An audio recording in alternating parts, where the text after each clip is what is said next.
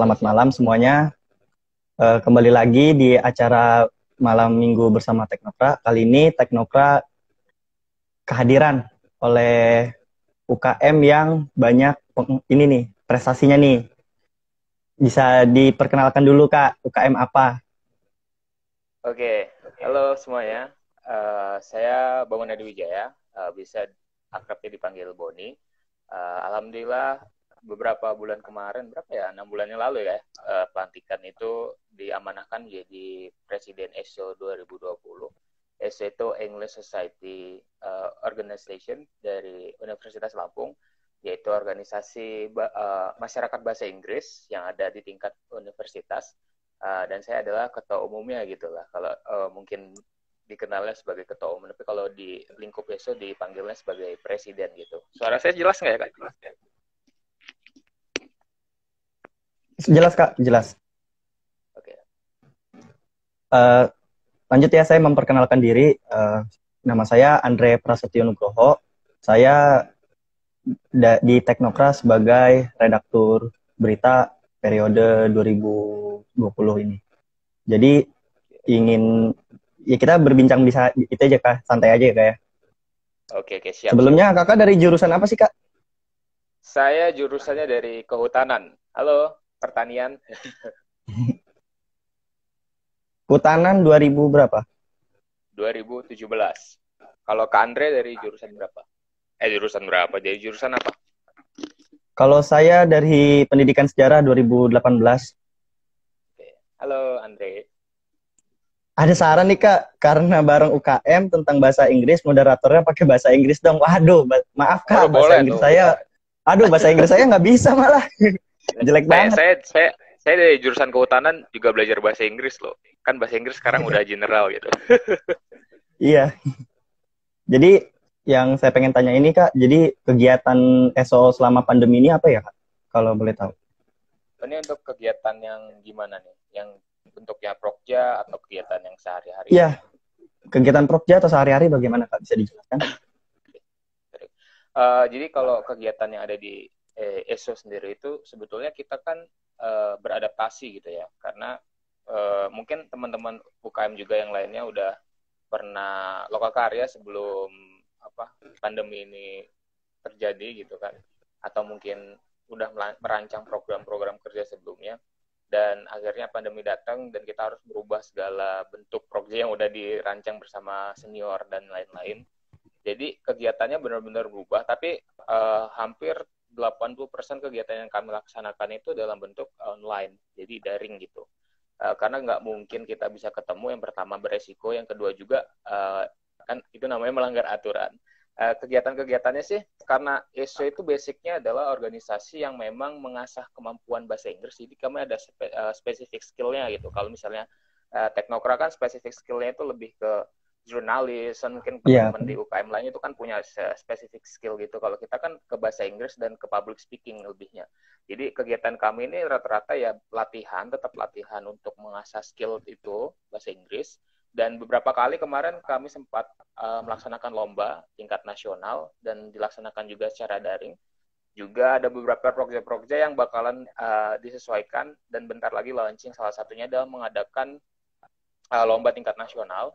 Juga ada beberapa kegiatan-kegiatan seperti ESO Bootcamp, yaitu pelatihan TOEFL untuk masyarakat di sekitar Bandar Lampung, khususnya mahasiswa anak SMA, mahasiswa ya, kalau SMA mahasiswa.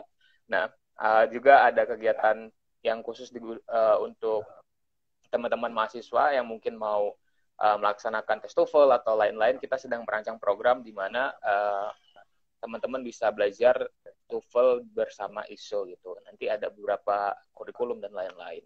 Tapi almost kegiatan yang udah kita laksanakan di sekarang ini yang rutin setiap minggu dilaksanakan itu latihan, karena kami punya jadwal sendiri. Dan di ISO itu ada beberapa divisi seperti storytelling yang bercerita, ada speech, pidato, terus ada Scrabble, permainan papan bahasa ya, Inggris, tahu.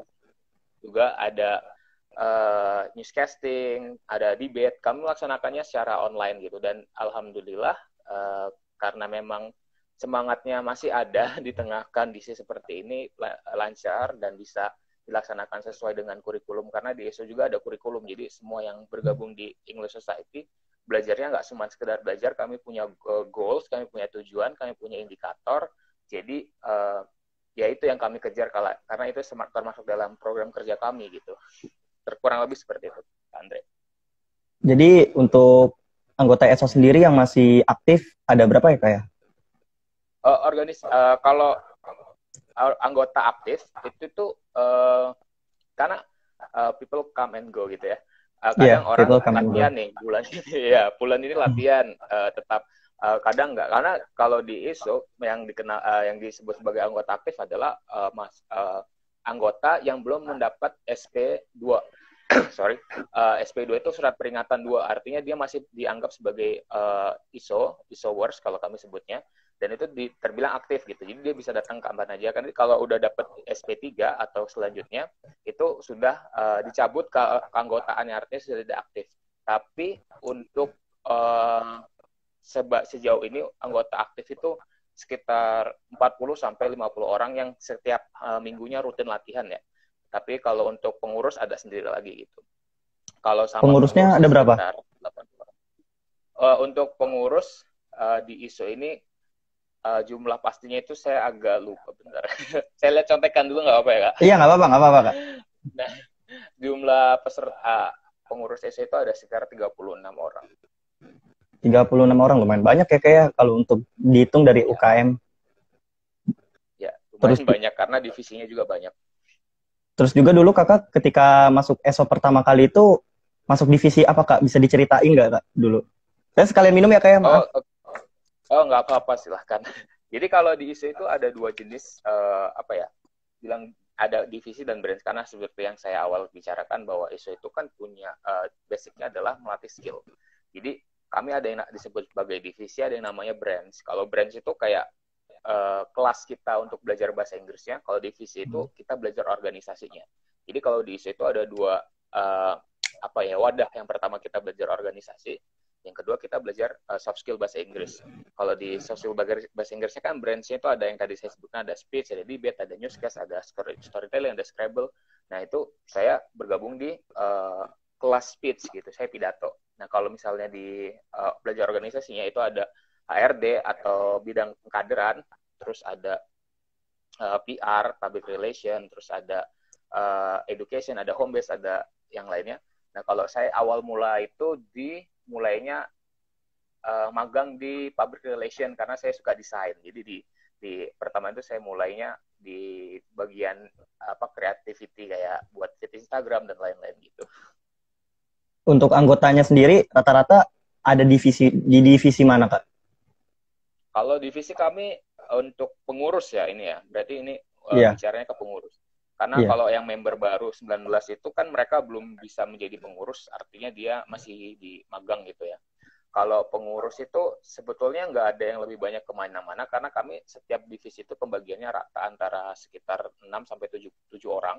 Jadi dan itu mereka yang milih sendiri, mereka mau kemana nanti kami rekomendasikan dan menempatkan masing-masing orang ya. Karena kan berorganisasi itu seperti kerelaan hati ya. Kalau misalnya dipaksa juga nggak akan jadi. Jadi lebih baik kita menurut aja sama yang diinginkan sama anggota, nanti kita arahkan. Kalau misalnya masih kurang di divisi lain, mungkin bisa ditukar-tukar gitu.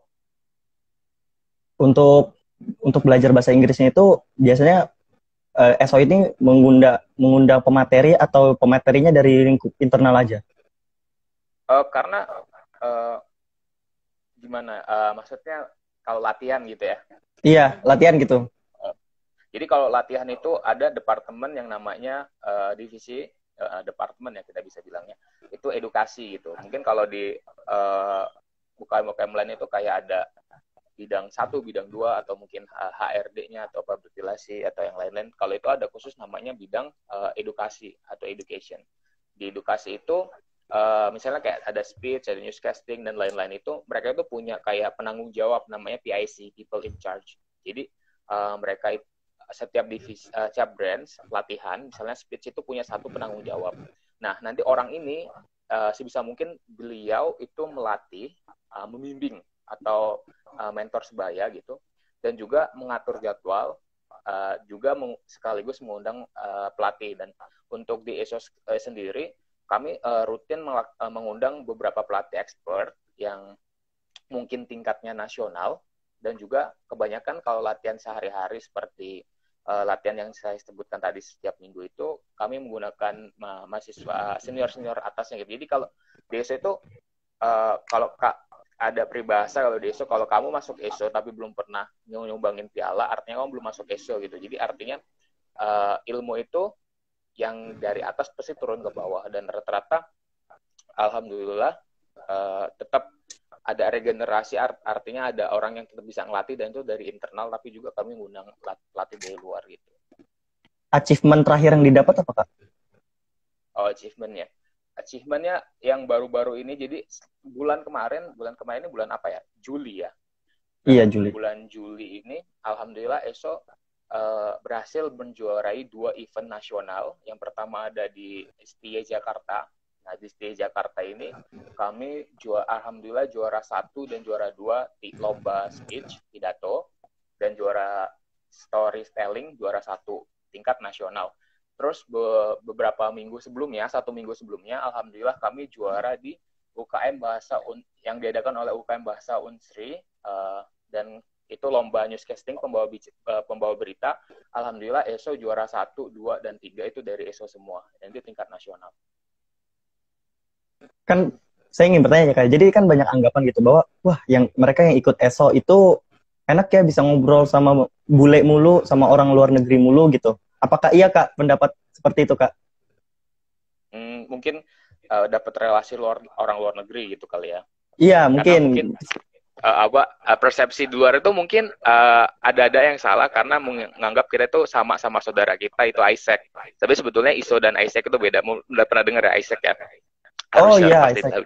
Nah, Iya sih, kalau tahu. Isaac itu memang dia basicnya adalah student exchange, atau mungkin pertukaran pelajar, mencari relasi di luar negeri dan lain-lain. Tapi kalau ISO itu sebetulnya lebih ke ngelatih soft skill gitu. Jadi kamu punya ketertarikan di storytelling nih, bercerita, tapi ceritanya pakai bahasa Inggris, masuk ke ISO gitu. Jadi kami itu kalau dibilang ngobrol sama bule juga, itu kesempatannya kalau misalnya kami ikut lomba-lomba internasional gitu. Cuman yang bikin menarik adalah, karena kalau kita mau belajar bahasa itu kesulitannya adalah yang pertama cari lingkungan yang cocok dan mendukung. Di ISO itu tuh adalah salah satu wadah di mana kita bisa berbicara bahasa Inggris tanpa ada orang ngeliat kamu sok-sokan nih, atau ngeliat kamu gimana.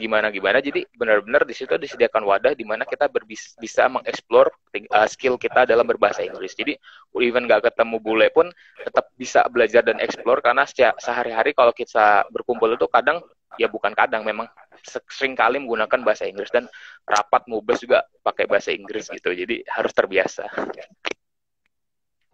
Pertanyaan nih, Kak, jadi kan banyak ya asumsi atau persepsi orang-orang dari luar sana bilang gini, kamu ngomongnya bahasa Inggris nih, sosokan Indonesia dicampur Inggris. Kayak ibaratnya kita ngomong at least, literally, which is gitu. Nah, itu katanya jangan ke barat-baratan dah, kita ngomongnya bahasa Indonesia aja. Nah, pendapat Kakak sendiri itu bagaimana, Kak? Untuk menanggapi hal-hal yang menurut saya lumrah sih seperti itu. Opini-opini lumrah seperti itu, Kak. Oke, menarik sih itu buat dibicarain. Gini, kalau kita ngomong bahasa Inggris, apakah kita jadi warga negara Inggris? Enggak. Enggak sih, Kak. Kalau kita ngomong bahasa Inggris, apa jadi orang yang benar-benar cinta sama Inggris? Enggak. Jadi kita tuh jangan dibodohin sama namanya stigma ya. Karena to be honest, sekarang skill yang paling penting untuk dunia kerja itu cuma 2. Pertama, lu bisa MTK, kedua bisa bahasa Inggris. Orang-orang yang judging kayak ngomong analis atau kamu kok sok-sokan ngomong bahasa Inggris adalah orang yang belum mampu bicara bahasa Inggris dengan baik dan benar. Kayak gitu. Ini saya nggak judge ya, cuman nggak apa-apa, Kak. Rata-rata kayak gitu. Karena gini, ketika kamu itu mau maju, banyak orang di sekitar kamu itu nganggap try to drag you down gitu, mencoba untuk menjatuhin kamu karena dalam hati terasa ketidakinginan seperti itu. Cuman kita harus ingat, kita belajar bahasa Inggris itu bukan untuk show off loh. Kita belajar bahasa Inggris bukan untuk sombong gitu. Kita belajar bahasa Inggris karena untuk masa depan kita, dan orang-orang yang mencoba untuk menghalangi usaha kita untuk meraih masa depan itu adalah orang yang seburuk-buruknya orang gitu, karena this is our future, so we have to fight for this gitu kan. Jadi menurut saya sih orang-orang yang menganggap bahwa orang yang belajar bahasa Inggris itu sosokan, enggak, karena pada dasarnya ini adalah sesuatu yang kita butuhkan gitu, kayak belajar survive di tengah hutan gitu. Dan kita bisa ibaratkan belajar bahasa Inggris itu kayak belajar survive di tengah hutan. Kalau kita nggak tahu ilmunya, kita nggak akan bisa selamat gitu. Nah, makanya belajar bahasa Inggris itu harus ditanamin dalam diri kita bahwa ini adalah suatu kebutuhan, bukan suatu yang bisa kita pamer-pamerin aja gitu. Menurut saya sih seperti itu. Dan ini nih salah satu skill yang wajib ya, apalagi untuk zaman sekarang. Untuk menambah relasi itu sangat-sangat penting kita bisa menguasai nggak harus bahasa Inggris, bahasa asing gitu, itu penting sekali gitu. Menurut kakak sendiri yang membedakan ESO dengan UKM-UKM yang lain itu apa ya kayak? ESO dengan UKM lain? Iya. Sebetulnya kalau dibilang membedakan, dasarnya pasti beda banget karena kita kan organisasi bahasa Inggris, teknokrat, organisasi jurnalis, itu basic dasarnya udah beda banget. Tapi kalau dibuat general, mungkin kami ini adalah salah satu organisasi yang tujuan akhirnya itu bukan tujuan akhir ya, standar kita untuk bisa accomplish suatu proyek itu ya prestasi gitu. Jadi kadang saya juga agak-agak kurang setuju sama kayak ngomong, aduh ISO mah organisasi berprestasi, atau mungkin UKM A ini organisasi berprestasi bla bla bla. Enggak, karena semua UKM itu berprestasi tapi dengan standar dan caranya masing-masing gitu. Maksudnya kayak kita ngambil UKM, contohnya UKM A yang basicnya itu adalah soft skill, pengembangan diri untuk bisa misalnya bisa nyanyi atau bisa nge-MC atau bisa public speaking, yang itu emang nggak ada lomba-lomba yang memang tersedia secara rutin gitu. Ya pasti mereka goalsnya bukan dapat piala sebanyak 100 buah dalam setahun gitu, tapi mereka memiliki goalsnya adalah kita harus bisa misalnya buat publish apa gitu selama setahun berapa banyak gitu, atau mungkin kita harus bisa menekel acara ini sama organizer gitu. Jadi menurut saya kami ini ya sama aja sama organisasi yang lain, kami ini adalah organisasi yang ingin berprestasi. Cuman kalau di ESO, prestasinya dalam bentuk yang nyata, yaitu piala. Tapi kalau di organisasi lain, mungkin prestasi yang akan didapat itu bentuknya nggak piala, tapi bentuknya bisa dari pengkaderan mahasiswanya, atau dalam bentuk skill-skill dari mahasiswanya gitu. Jadi kita punya standar yang beda, tapi intinya kami menuju ke arah yang sama gitu. Untuk di ESO sendiri kan, kalau koreksi ya kayak, kalau saya salah gitu. Jadi kan di bahasa Inggris itu kalau nggak salah ada dua aksen gitu, British dan American. Nah, di ESO sendiri itu menggunakan aksen mana kayak?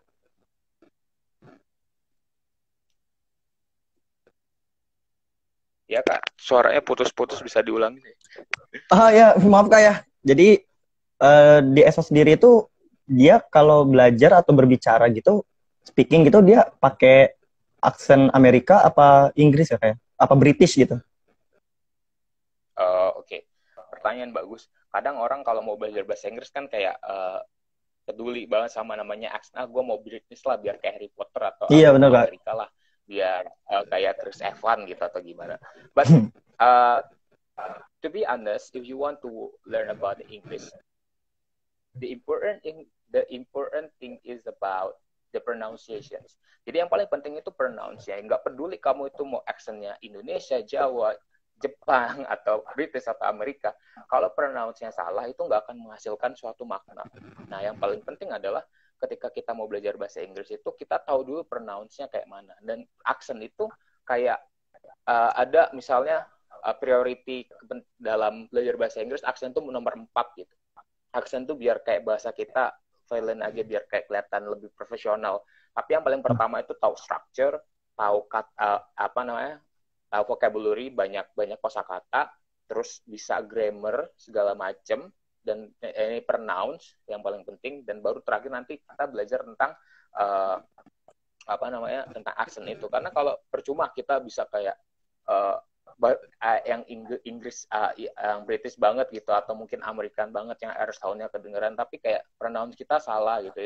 Itu salah juga sih. Harusnya kita belajar pertama itu ya gimana sih pronounce yang benar. Abis itu kalau misalnya pronounce kita udah tahu, nanti kita baru belajar aksennya gitu. Kalau menurut saya sih lebih penting kamu itu tahu tentang structure, tentang grammar, tentang pronounce, baru kalau abis selesai pronounce, habis itu kalau udah paham semua, kita baru cari intuisi nih, oh gue kayaknya lebih suka British, oh gue lebih suka Amerika gitu. Karena nggak penting kamu aksennya apa yang gimana, yang penting pronounce kamu jelas, bisa dimengerti, dan pastinya itu benar gitu. Jadi kan saya pengen ngasih keluhan ke teman saya aja. Jadi kan teman saya tuh sering dia ngomong bahasa Inggris, Kak. Akhirnya ya dijudge gitu. In the end dia jadi nggak berani ngomong bahasa Inggris lagi karena takut grammarnya salah, takut vocabulary-nya salah, takut salah bacaannya salah. Nah, itu pendapat kakak sendiri gimana, Kak? Jadi apakah belajar bahasa Inggris selalu harus dimulai dari kita lancar dulu apa berbicara, atau grammarnya harus benar, apa gimana, Kak? Nah, ini pertanyaan yang menarik. Jadi gini, belajar bahasa Inggris itu ada dua jenis. Yang pertama belajar tentang knowledge, yang kedua belajar tentang skill. Kenapa beda? Gini, kalau kita belajar tentang knowledge, itu ilmu. TOEFL, lebih ke TOEFL, IELTS, dan macam-macam gitu. Kayak MTK itu ilmu gitu. Jadi kalau kita bisa paham, oh ternyata kalau dalam satu kata-kata itu harus ada subjeknya, harus ada verbnya, nanti ada tenses, ada misalnya grammarnya ini pakai pakai ini, kondisinya kayak gini harus pakai ini, itu ilmu. Tapi ada juga yang namanya skill. Skill itu adalah ketika kita bisa menggunakan bahasa Inggris dalam kegiatan berbicara sehari-hari. Kita bisa mengerti apa yang orang omongkan, dan kita bisa merespon itu skill. Kayak main bola. Main bola itu nggak ada teorinya. Main bola itu ketika lo nyoba, dan akhirnya lo jago. Dan ketika kita mau belajar bahasa Inggris, kita harus pahamin. Kita itu mau ke skillnya dulu, karena gue pengen butuh bahasa Inggris, karena gue butuh ke luar negeri, atau bentar lagi gue mau jalan-jalan ke Jepang, atau mau ke Amerika, gue harus bisa ngomong pakai bahasa Inggris, atau gue mau presentasi dan gue harus ngomong pakai bahasa Inggris, atau gue mau nilai TOEFL gue gede, biar gue bisa lolos beasiswa atau lain-lain gitu. Karena nanti kenapa saya bilang beda? Mungkin ini kontroversi ya, mungkin orang banyak gak setuju dengan cara ini, tapi menurut saya harus satu-satu. Kenapa? Karena ketika kita mau itu mulai semua, itu bakalan susah dan bingung gitu. Karena pada awalnya, sebelum gue masuk ISO, mungkin TOEFL gue itu sekitar 200 ke bawah lah gitu. Mungkin TOEFL gue gak gede-gede banget.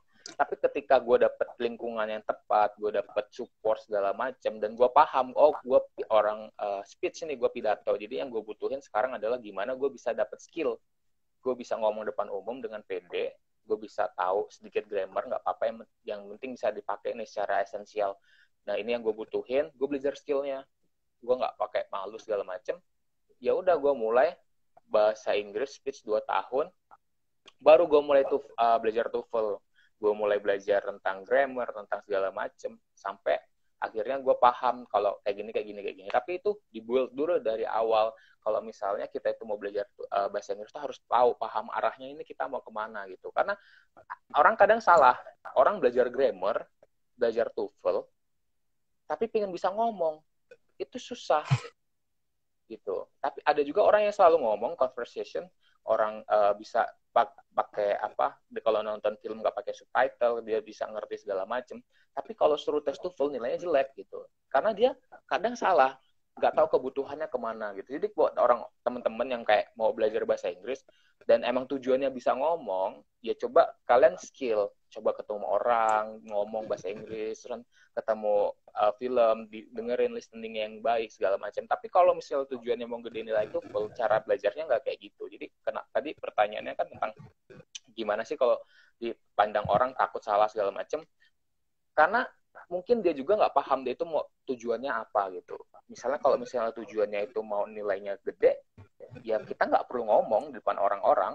Karena TOEFL kalau prediction kan yang di Unila itu bukan TOEFL yang ada tes bicaranya. Ya udah, yang penting kita fokus bahasa Inggrisnya. Tapi kalau emang tujuan awalnya mau soft skill, yang pengen bisa buat ngomong itu bahasa Inggris, ya coba kalian cari pertama lingkungan yang benar. yang kedua mulai gitu, dan yang ketiga coba aja. Coba ya, pokoknya intinya kalau kalian mau belajar suatu ilmu baru, carilah lingkungan yang mendukung gitu, karena bahasa itu enak kok, karena itu kebiasaan, cuman bikin itu biasa yang susah gitu. Untuk sistem pengkaderan dari ESO sendiri ini bagaimana kayak untuk tahap berjenjangnya gitu? Sampai menjadi kepala divisi ataupun menjadi presiden gitu. Oh, apa pengkaderan ya? Kalau pengkaderan Iya, kayak gini, ISO itu bukan organisasi yang gimana ya, susah untuk membuat member itu loyal. iya. Setelah satu-satunya jalan biar member itu loyal adalah tahu diri, gitu. Jadi kita yang tahu diri. Caranya adalah feedback. Mungkin Kak Andre ada di Teknokra karena Kak Andre pengen ngerasa kayak Teknokra ngasih sesuatu nih ke Kak Andre. Makanya lo tetap ada di sini. Gue stay di sini. Gue mau jadi pengurus. Gue mau jadi bisa ngurus nih UKM. Gue bisa ngasih sesuatu gitu. Nah di ISO juga ya. Jadi sistemnya itu take and give gitu. Kita ngasih sesuatu yang bikin member kita itu merasa kalau mereka itu harus memberikan feedback baik ke ESO dengan cara mengabdi ke ESO. Jadi kalau di ESO itu kita selalu biarkan orang datang dan pergi gitu. Jadi mereka yang memutuskan untuk stay atau enggak. Dan salah satu cara ngasih sesuatu ke orang lain biar bisa mereka berikan feedback ke kami adalah dengan lomba. Karena kalau di ESO itu bukan cuma dapat latihan. Yang pertama lo dapat bahasa Inggris skill yang pastinya. Dan yang kedua, kalau lomba itu disupport dana sama ESO. Sebagian lomba itu disupport atau kami usahakan untuk bisa mencari dana untuk memberangkatkan orang lomba karena kan tujuan kami adalah prestasi gitu. Jadi bayangin lo udah dikasih skill, udah dikasih kemampuan bahasa Inggris, kalau lomba disupport, ada latihan tiap hari, dikasih lingkungan, tapi lo nggak balik lagi ke ESO atau nggak mau mengabdi ke ESO, itu kan namanya nggak tahu diri. Makanya saya bilang dari awal pengkaderan di ESO itu adalah pengkaderan tahu diri atau pengkaderan feedback, karena mereka yang mau datang lagi ke kemari itu. Dan untuk jenjangnya, untuk tahun pertama itu kami ada sistem namanya internship atau magang.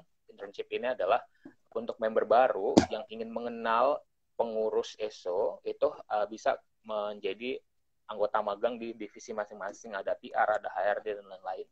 Terus untuk selanjutnya di tahun pengurusan kedua bisa mendaftar jadi staff atau mungkin kalau pekerjaannya bagus bisa langsung dari deputi atau head. Deputi head itu kabit dan sekbid gitu. Kalau misalnya memang dipandang memiliki kinerja etos kerja yang baik gitu. Nanti setelahnya bisa mencalonkan menjadi presiden ISO. Jadi kalau di ISO itu kami voting untuk memilih presiden gitu. Seperti itu. Ada treatment khusus gak gitu ketika dalam pengkaderan gitu? Treatment khusus itu kalau sebelum pandemi tentu aja kami melaksanakan bonding ya, seperti kegiatan di akhir pekan. Terus yang paling efektif dalam melaksanakan kegiatan pengkaderan adalah dengan mengikutsertakan member menjadi bagian suatu acara, misalnya di panitia, jadi orang-orang yang terlibat dalam suatu event, itu benar-benar menciptakan bonding, karena kan mau nggak mau dia harus datang terus tuh ke secret kami, gitu, harus melaksanakan kegiatan ini, kegiatan itu, interaksi semakin dekat. Nah biasanya orang-orang yang jadi pengurus itu adalah orang-orang yang tadinya sering banget nih ikut jadi panitia, atau mungkin lomba gitu. Kalau lomba, di BSO itu ada yang namanya latihan intensif, jadi kami melaksanakan latihan sebulan penuh untuk mempersiapkan suatu lomba gitu. Dan kalau selama sebulan ini kan sering datang ke secret, terus sering melaksanakan interaksi ke kami semua. Terus jadi kan di situ kita menciptakan bonding yang kuat gitu. Nah, salah satunya itu. Tapi kalau di masa pandemi ini pengkaderan yang kami laksanakan ya sebenarnya sama aja, yaitu kami mengikut sertakan beberapa orang jadi panitia suatu event yang ESO adakan dan juga lomba. Terus kalau kemarin di HRD merancang beberapa kegiatan seperti ada fun quiz setiap hari malam Sabtu, jadi kami melaksanakan tebak-tebakan bahasa Inggris, kan kayak sering keluar gitu. Jadi semua harus mengangkat celana dan terjun langsung ke dalam grup semua pengurus, karena mau nggak mau kita harus menyelamatkan bahtera ini gitu kan. Jadi ya haruslah kita mencoba untuk lebih dekat ke anggota baru. Jadi kalau di ESO itu nggak ada kayak slice, oh gue presiden, lo ketua, lo kabit, terus sekbid, terus lo anggota internship, terus lo anggota biasa, nggak ada kayak gitu. Jadi kalian kalau di grup itu ya udah bercanda-bercanda aja sesuai norma dan adat yang berlaku. Yang penting tahu diri ya kayak kalau ketika kita berbicara dengan siapa gitu. Iya, Dan yang penting untuk cara pendaftaran dari ESO sendiri nih, kan bentar lagi kan kita bakal ada PKKMB gitu ya.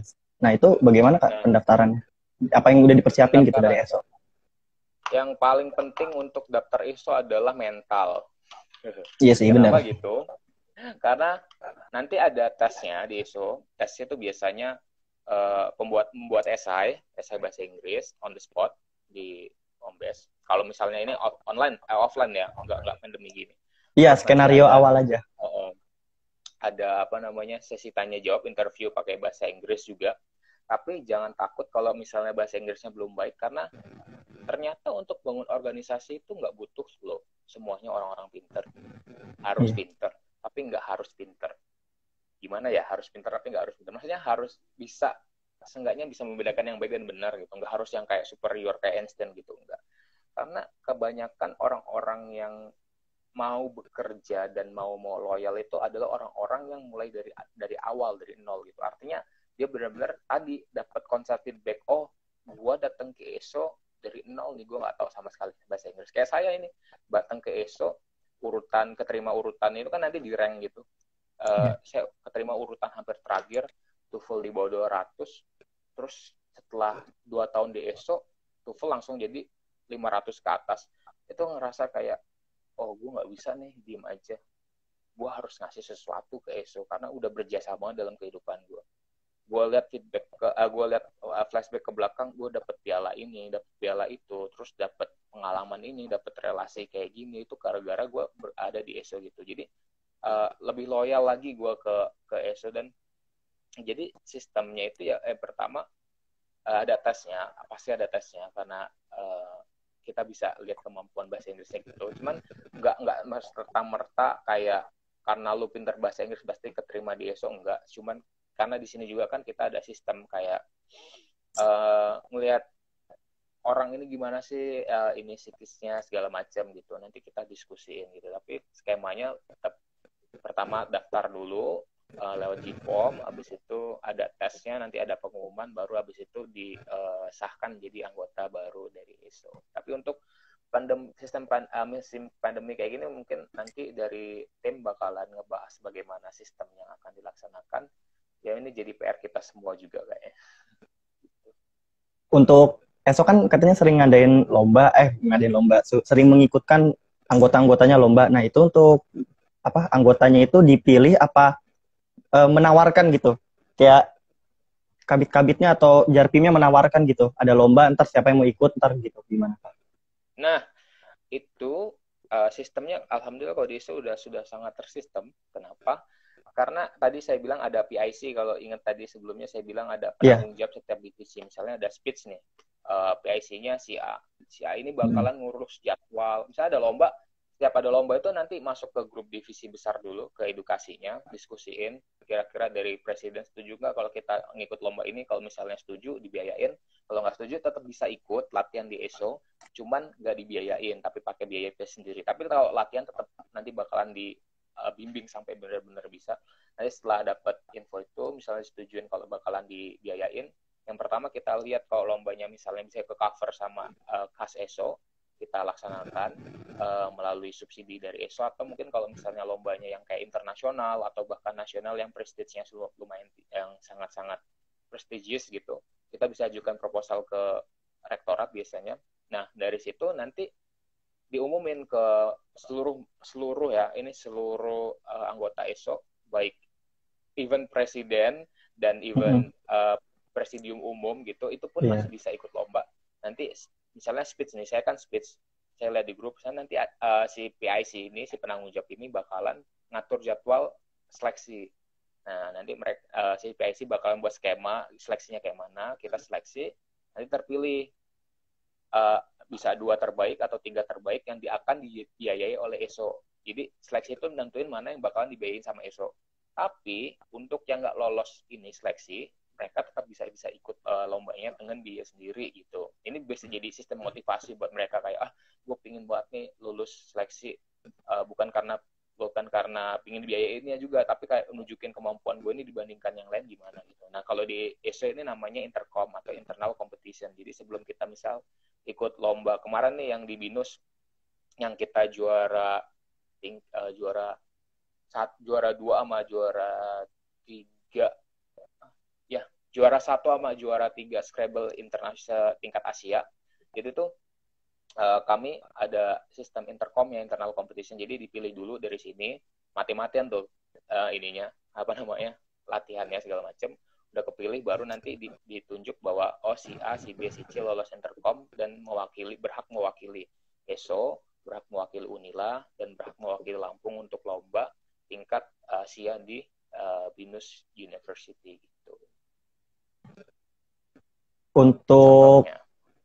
Untuk lombanya sendiri itu bebas, maksudnya apa tingkatan regional atau nasional atau internasional bebas, apa ada kategori sendiri, kriteria sendiri gitu bagi ESO gitu? Kita nasional sama internasional aja deh, apa bebas gitu? Jadi kalau di ESO itu ada sistem yang namanya matrix dan non matrix. Jadi kalau untuk lomba matrix adalah lomba yang kita udah tahu nih jadwalnya udah annual. Kalau lomba misalnya kayak yang bentar lagi kita ikutin ini ada namanya lombanya ALSA. ALSA itu di Universitas Indonesia itu setiap tahun diadakan. Jadi di awal pengurusan kami sudah mendata lomba-lomba yang akan dilaksanakan tiap tahun, udah fix, diminta ada rincian dana segala macam untuk mencari, misalnya kita ajukan ke beberapa perusahaan. Jadi kan kami untuk lomba itu nggak cuma mengandalkan dari ESO atau direktorat, tapi juga kadang kami ke perusahaan-perusahaan swasta atau perusahaan BUMN untuk mendapatkan sponsor gitulah ya intinya. Nah, kami udah punya data kayak gitu. Lomba-lomba yang dimasukkan ke dalam list itu bisa internasional, nasional, dan bahkan regional gitu. Nah, nanti selama perjalanan pengurusan ternyata ada lagi nih lomba yang belum pernah diadakan secara tahunan, atau mungkin lomba yang nggak ke-list di awal tahun sama ESO, itu tetap bisa dilaksanakan, tapi dengan pertimbangan khusus apakah ini akan didanai oleh ESO atau tidak akan didanai karena memang di luar dari rencana awal gitu. Jadi kalau lomba sih selagi ada lomba dan memang anaknya mau, jadi lapor aja ke bagian edukasi, nanti bisa didiskusikan dan nanti dibuat jadwal latihan secara teratur seperti itu. Setiap bulan itu udah ada berapa lomba yang dilaksanain, Kak? Mungkin hampir 8 bulan ini ya, kalau terhitung dari Januari gitu, 2020 ini. Dari Januari ya? Itu udah ada sekitar ada 7 sampai 10 kalian lomba udah dilaksanakan kayaknya. Juara, Kak? Ada yang juara, ada yang enggak. Namanya juga ini nyoba. Iya sih benar. Ya, tapi almost rata-rata ya kalau nggak juara 1, 2, 3 masuk finalis gitu udah alhamdulillah. Jadi karena kalau lomba itu kan tujuannya nggak harus juara. Kalau lomba itu tujuannya ngasih pengalaman dan bonding, itu yang paling penting. Ketika kita udah ngasih sesuatu ke orang secara naluri, kalau beliau adalah manusia, artinya akan merasa gue harus kasih feedback ke ESO. Ini itu yang paling penting kenapa kita melaksanakan yang namanya internal competition dan membayar atau membiayai orang untuk berlomba gitu kan. Kalau dilihat kan itu sebetulnya lebih kayak ke pribadi, nanti kalau menang juga bakalan CV dia yang bagus, tapi ini lebih kayak gimana sih kita buat regenerasi ESO, memunculkan orang-orang yang bisa loyal, salah satunya dengan mengkader anggota kita untuk bisa lomba dan dapat sesuatu dari ESO gitu. Tapi yang penting at least yang penting ikut aja dulu, kayak juara itu belakangan gitu. Ya, saya lomba 8 kali baru bisa juara di lomba yang ke-8. Oh, sisanya belum, nggak apa-apa. Oke, saya cerita. Kayak saya mulai dari awal nggak tahu bahasa Inggris sama sekali, dan itu benar-benar nggak tahu bahasa Inggris. Jadi saya lomba 8 kali itu kalah terus, dan di lomba yang ke-8 tuh baru bisa menang, dan habis itu ya alhamdulillah dapat rezeki terus gitu. Menurut kakak sendiri English Society di universitas mana gitu yang menurut kakak sebagai saingan terberat, atau mungkin wah ini jago gitu? Sebenarnya kalau saingan itu gini, nggak ada yang namanya saingan, nggak ada yang namanya gimana-gimana gitu. Karena karena menurut saya kita itu nggak bersaing loh. Karena tujuan dari ESO itu adalah memberikan skill, pengalaman terhadap anggotanya. Maka dari awal saya bilang kita ini juara atau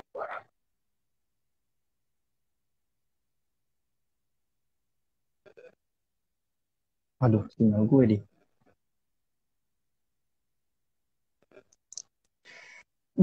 Sinyal gue kayaknya. Enggak sih.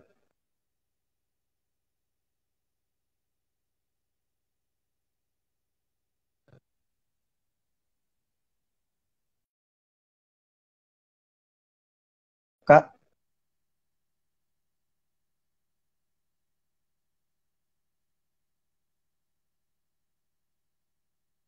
ya mati.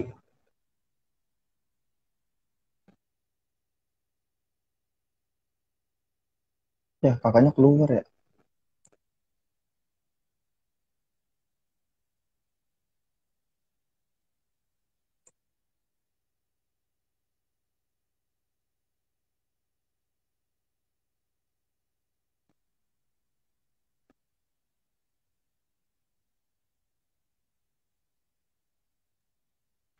sorry tadi uh, ada gangguan teknis bentar.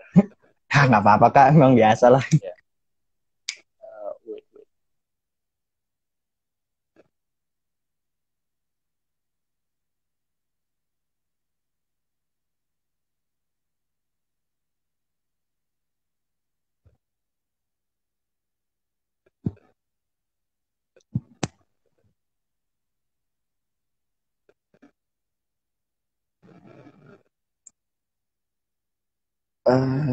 Kakaknya lagi nggak ada sinyal.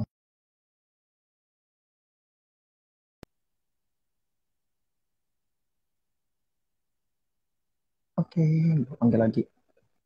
Ntar.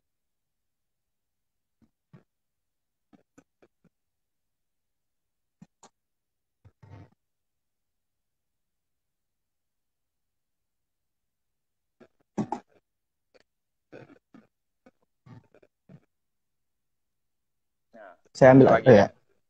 Nah, Iya, ya. Sorry ya. iya Biasa. nggak apa-apa kak. Tapi kayaknya, aduh, basis saya agak bermasalah di sini. Gimana? Kita lanjut lagi Uh, atau gimana nih? ya lanjut aja kak. Sampai 8.30 lah. Kita 15 menit lagi. Oke. Oke, 2 sampai 3 pertanyaan lagi lah yang mungkin bakal saya kasih ke kakak.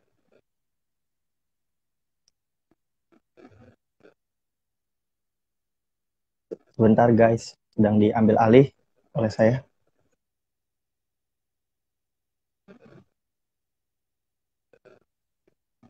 Kita menunggu kakaknya dulu ya. Mungkin kakaknya terkendala sinyal, jadi uh,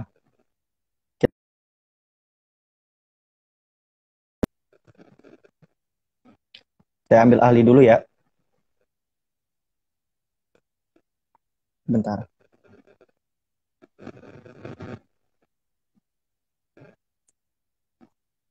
Oke. Sebentar kak. Sebentar ya.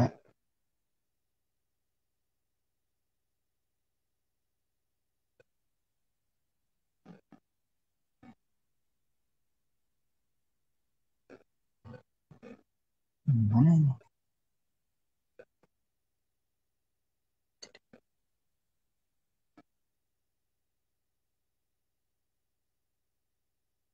Ada sih.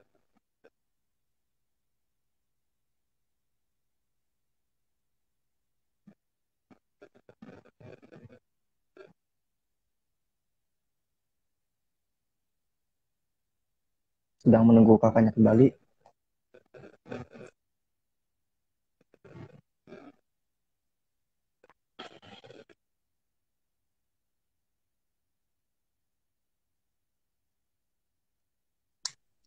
Oh, device saya kayaknya agak bermasalah. Mungkin nanti kalau mati lagi bakalan ada orang ESO yang take over ya. Tapi kita coba dulu dah. Ya udah kak. Kayaknya saya bakal ngasih 2 pertanyaan lagi mungkin untuk Oke. mungkin saya minta ini aja apa statement kakak aja terkait seberapa ngaruh sih kak kayak kita nonton film, kayak kita dengar lagu, kayak kita baca novel yang berbau Inggris gitu dalam kecakap apa kita berbicara bahasa Inggris ataupun pengetahuan intelijensi kita terhadap Inggris kak. Oke, gini, ketika kamu mau belajar bahasa Inggris tapi kamu nggak punya basic dan nonton-nonton aja, itu nggak akan berguna sama sekali. Karena Hmm. saya ngerasain banget. Ketika kamu udah dapet skill dikit aja bahasa Inggris, oh gue tahu nih kalau misalnya gue pakai subjeknya ini di keadaannya kayak gini, gue harus pakai verbnya bentuknya kayak gini.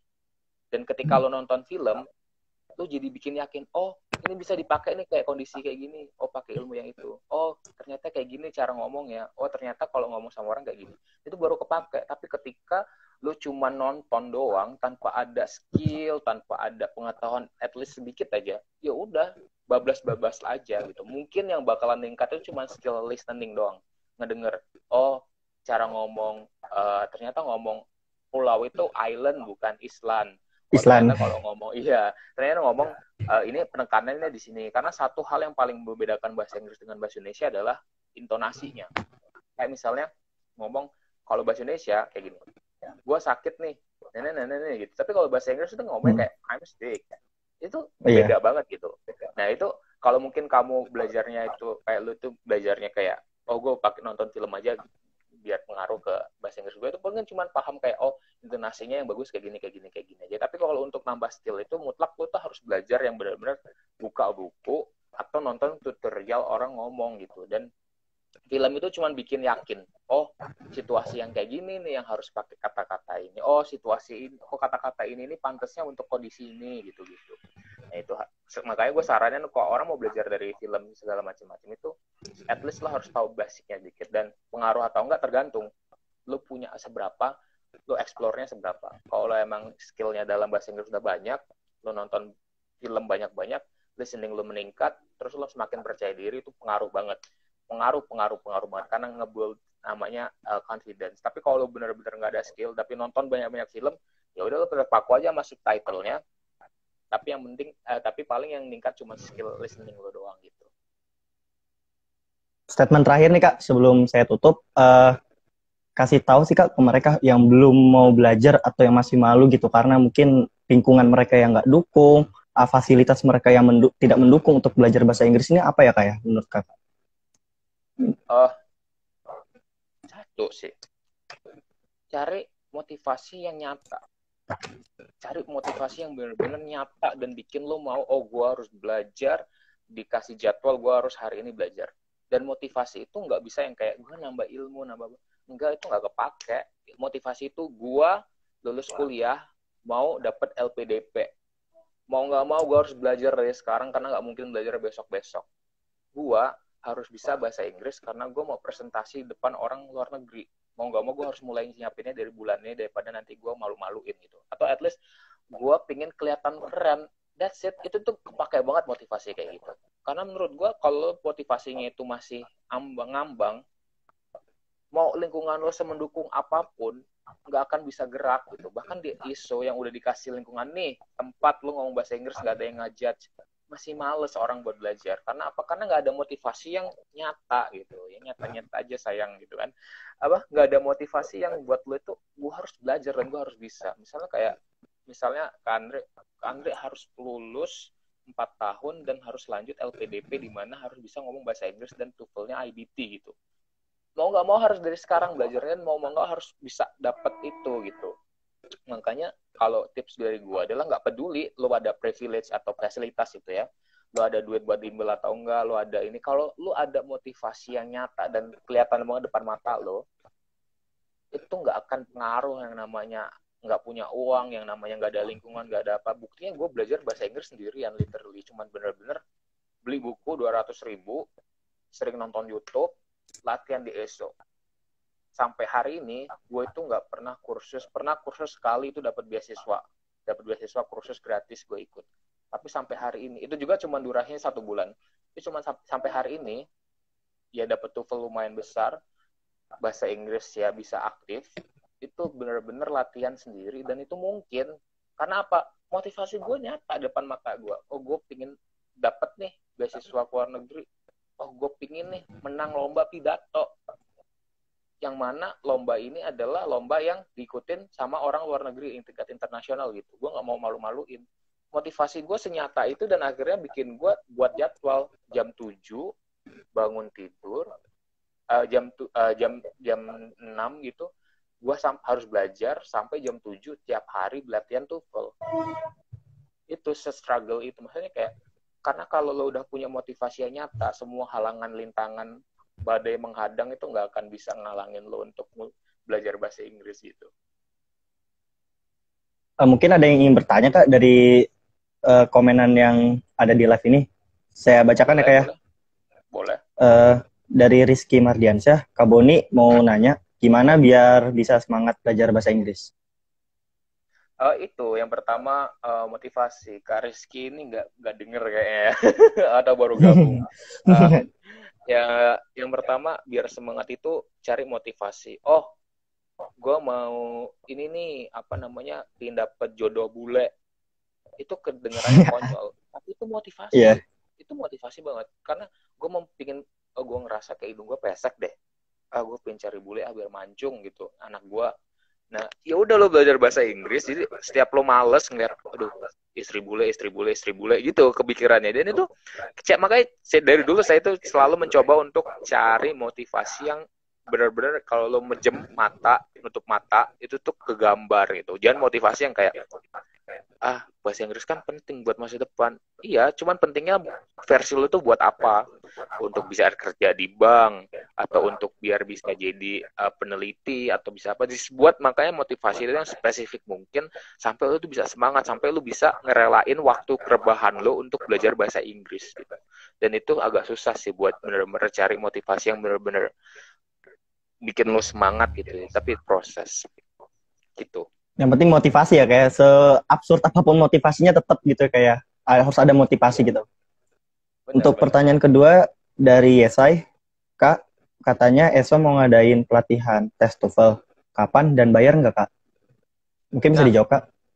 Untuk TOEFL ini kami sedang rancang dekat-dekat hari, beberapa mungkin bulan-bulan depan kami akan launch ya. Dan yang TOEFL yang ESO lakukan ini beda, nggak kayak bimbel-bimbel di Bandar Lampung, karena kami kan di sini bentuknya prokjarnya ada durasi waktu gitu kan. Mungkin pelatihannya ini akan berjalan antara sebulan sampai 2 bulan, karena kita peduli sama yang namanya durasinya ini pendek banget. Sorry. Jadi kami ini mencoba untuk setiap pertemuan itu kita benar-benar esensial ngasih tipsnya doang. Maksudnya kayak soal ini yang ada kayak gininya, ini harus jawabnya kayak gini. Pokoknya intinya kita cuma satu tujuannya. Lo ikut bootcamp ESO, TOEFL lo nambah ya bisa antara 50 sampai 100 tuh bahkan lebih kalau bisa serius dan mau improve gitu. Intinya kalau di bootcamp yang ESO rancang ini bakalan lebih esensial. Jawab TOEFL ini kayak gini nih. Oh, TOEFL ini soal ini misalnya ada error, suruh benerin ini. Misalnya ada kayak pertanyaan, ciri-cirinya kayak gini, jawabnya kayak gini, ciri-cirinya kayak gini, jawabnya kayak gini. Cuman gitu-gitu doang. Nah, karena memang kita pinginnya ini menghasilkan, maksudnya kita serius gitu ya, menghasilkan peserta yang benar-benar setelah ikut itu ada skillnya, atau bisa seenggaknya naikin TOEFL, tentu aja kami melaksanakan ini dengan berbayar gitu, karena biar lebih serius. Karena